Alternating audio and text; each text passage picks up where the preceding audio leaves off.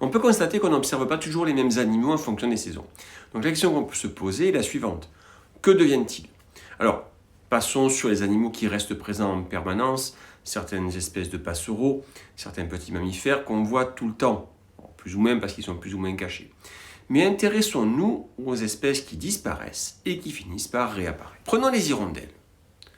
Cette espèce d'oiseau se rassemble en général au début de l'automne et finit par ne plus être présente au moment de l'hiver.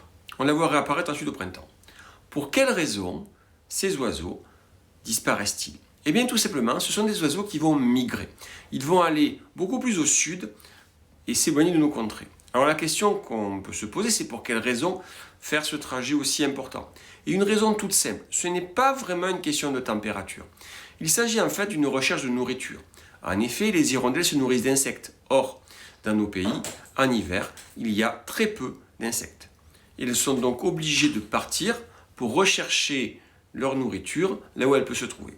On a d'autres exemples, des cigognes qui vont aller chercher la nourriture en Afrique en hiver et revenir au printemps dans nos contrées.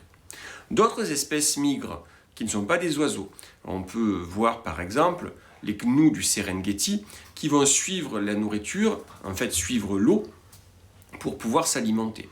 Bref, en général, la migration des animaux est se fait plutôt à la recherche de nourriture que pour réellement des conditions de température.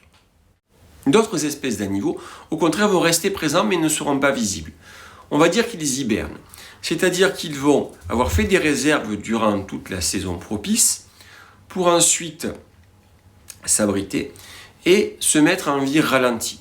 Leur corps va fonctionner beaucoup moins. Leur température même, pour ce qui régule cette température, va s'abaisser en fonction de la température extérieure pour économiser l'énergie.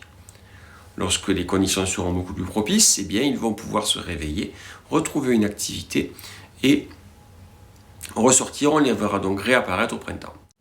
Il existe également des espèces qui vont disparaître totalement, c'est-à-dire que les individus vont mourir. Prenons le cas des insectes, comme les cigales ou comme les libellules. Eh bien, ces insectes existent sous plusieurs états. On peut dire des états jeunes, sous forme de larves, et des états adultes dont la principale fonction est de se reproduire. Les insectes que nous voyons au printemps et en été sont des insectes adultes. Ils vont chercher à se reproduire durant cette période.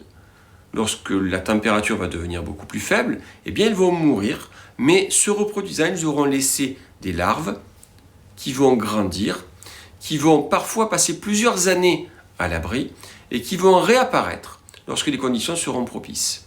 On a donc là une évolution de la présence de ces espèces par la disparition des adultes et le maintien par la présence de jeunes à l'abri.